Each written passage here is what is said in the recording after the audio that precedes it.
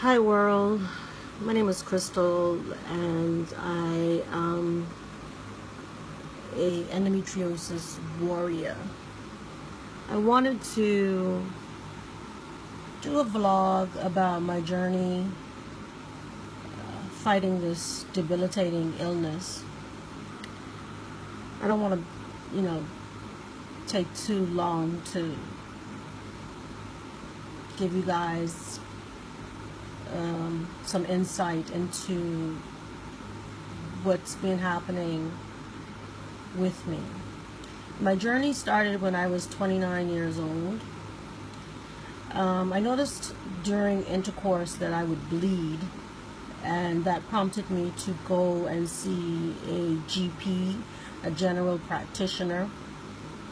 He ordered a pap smear.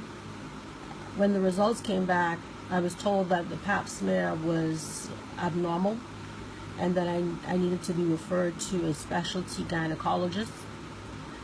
I saw the specialty gynecologist a month after I turned 30, and he said that the pap smear revealed that I had precancer cells in my cervix.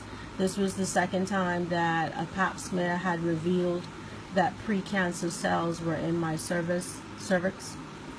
The first time being after I had my daughter. Those cells were frozen out and cut out. They were frozen and then cut out the first time, and the second time with the new gynecologist, the cells were burned out. So that happened in January of that year.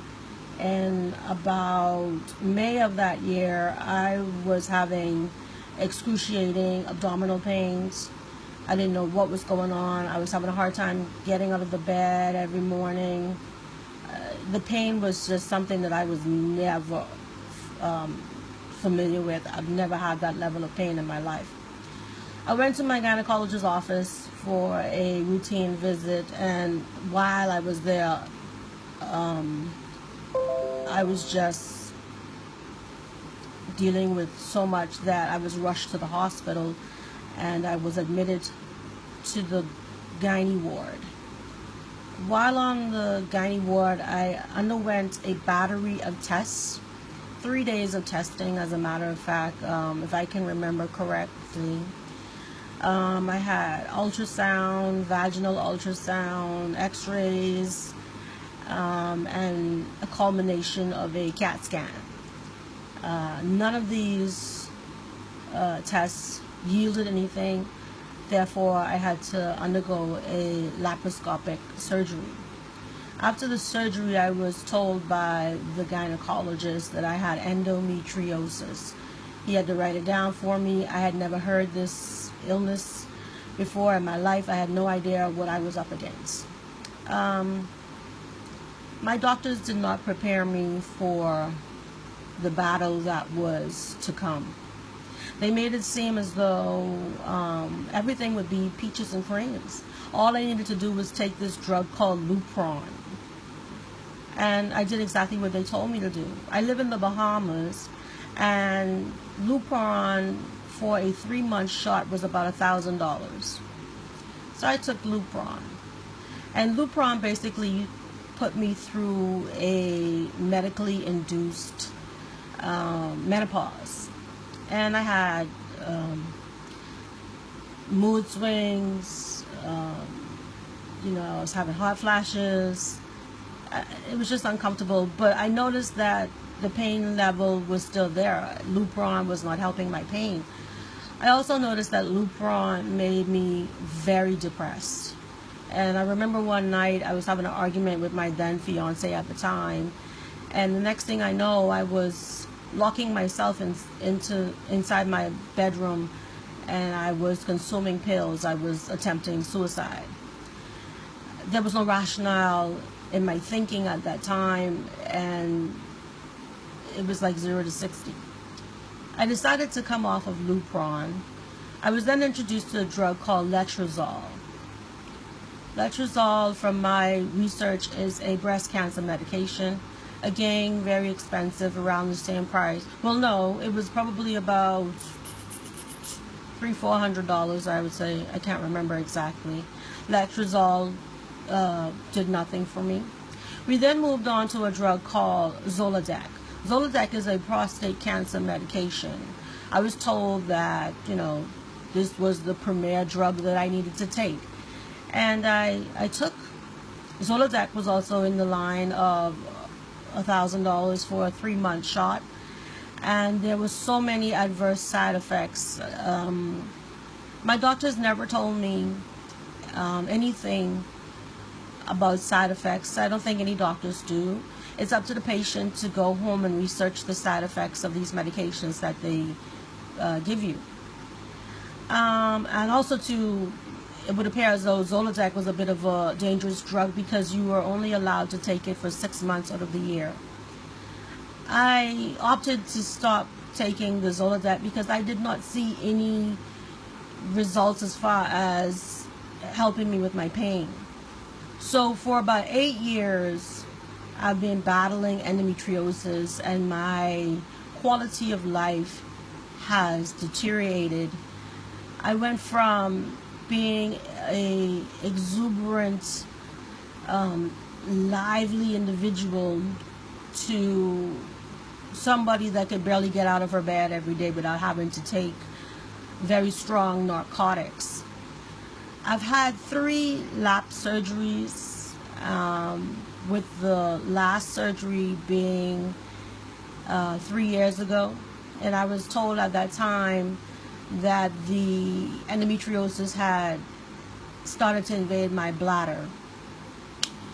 I've had so many different complications, one of which was issues with me being able to stool. Last year around May, I noticed that I really was not having natural passes. I would literally go a month without a pass. And when I did have a pass, it was abnormal stools. I've never seen stools like this before in my life. They were coated with mucus and all sorts of different horrible looking things. I had to document it and take pictures to send to my doctor because I was of the opinion that my doctor was starting to patronize me. I would text him and advise that I felt as though I'm getting worse, and the response would always be, hang in there. So my journey started last year with trying to understand what was happening with me as far as my abnormal stools, and also the duration it took for me to have a natural pass within a month. I was referred to a gastroenterologist. I had a colonoscopy, which was unremarkable. I was told that I had irritable bowel syndrome, IBS, and I was referred to surgical oncology for them to resection my colon. That I was admitted to the hospital in January of this year, and the day of the surgery, I was prepped for surgery, had my IV up and everything, and after waiting all day long, one of the surgeons came to the ward and said, "Oh, we had an emergency, so we have to reschedule your surgery."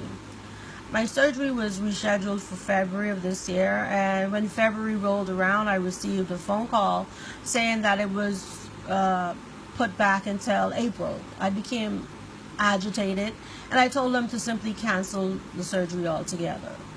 My battle with my gastroenterology issues is still ongoing. Nobody can tell me exactly what's going on with me. I also have issues with an elevated heart rate. My heart rate is always 120 or above, and nobody can tell me what's happening with that. I basically live on pain medication. My pain level on a scale of 1 to 10, with 10 being the worst, is typically an 8 or a 9 every day. I'm in pain from the moment I open my eyes to the moment I close them. And for the most part, at night, I can barely sleep. I toss and turn until 3, 4 o'clock in the morning. And I think I've developed a lot of anxiety, and I find myself scratching holes inside my head at night. I feel very alone because the people around me have no idea what I'm truly going through with this battle. And I'm frustrated because endometriosis has basically taken over my life. I'm not the woman that I used to be.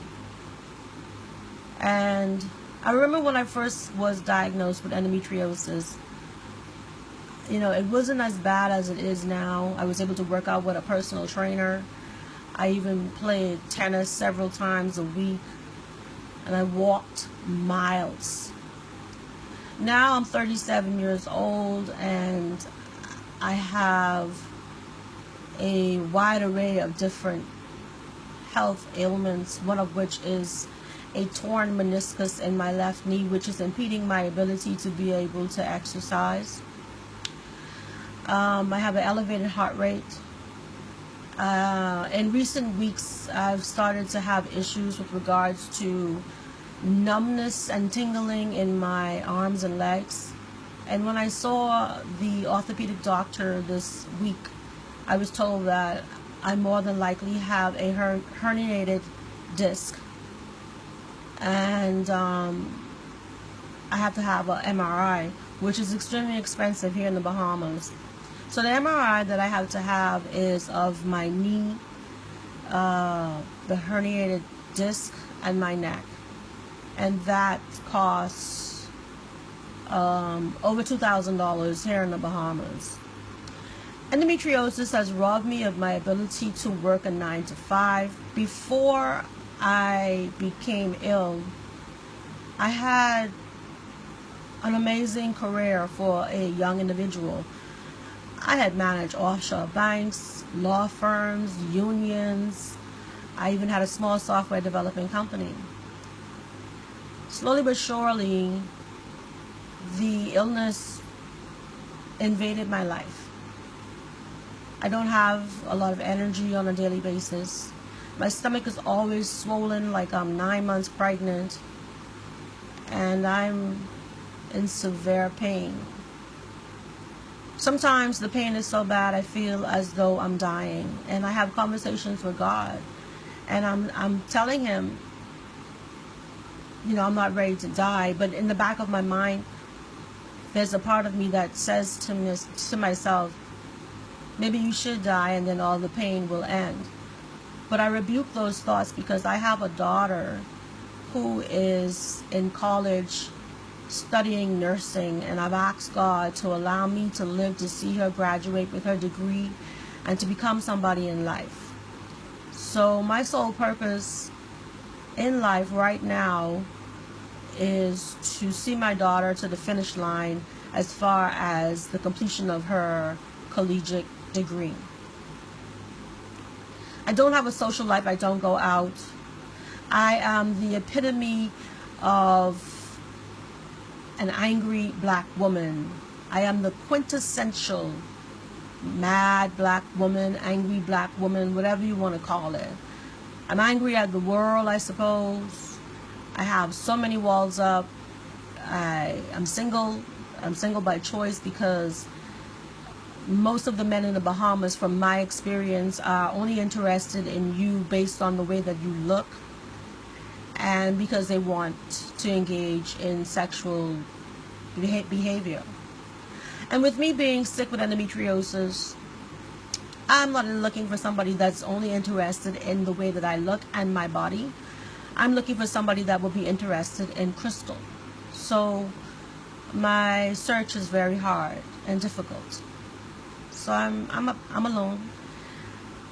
But I find happiness in my daughter and watching her grow as a young lady, and taking each step with her towards that finish line. It's hard to put into words exactly how immense and enormous endometriosis is, as far as what it does to your life, the pain that you're constantly in, and also to the never-ending cycle of being in the healthcare system. I'm constantly in the emergency room because of my inability to control my pain. And I found that the doctors in the emergency room here in the Bahamas have started to treat me like I'm a drug addict, which is infuriating to me because I'm so far from that. I'm not addicted to anything. When I see a doctor in the emergency room, right away I can tell that there's an attitude. They're very dismissive. And I would dare to say that they are combative towards me, which I don't understand, because the only reason why I would even present myself to the emergency room is because I can no longer take the pain that I have become enveloped in. Vlogging is new to me. I want to do more videos where I'm discussing my journey, my endometriosis journey. Through this journey, I've somehow lost myself, and I'm hoping to find myself. I'm also hoping to shed the shackles of anger, which have enslaved me. I want to be a better person. I know that there's no cure for endometriosis. I am at the proverbial end of the rope, and my doctors have now recommended a hysterectomy for me. And although I do not believe that the hysterectomy will work for me, as I was told by my gynecologist that out of every 10 women that have a hysterectomy as a means to treat endometriosis, only 2 women will have relief. So that's a bit about me. Thank God for the endometriosis support groups that I've found online and also on Facebook. My endo sisters are amazing. When I'm posting about just feeling like I want to end it all, they know exactly what to say to me because they're walking in the same shoes as I am. This has been the hardest battle of my life, and I'm still in the fight. I live by the mantra that God does not give the toughest battles to the weakest soldiers. He only gives the toughest battles to the mightiest warriors. And I am an endometriosis warrior. Thank you.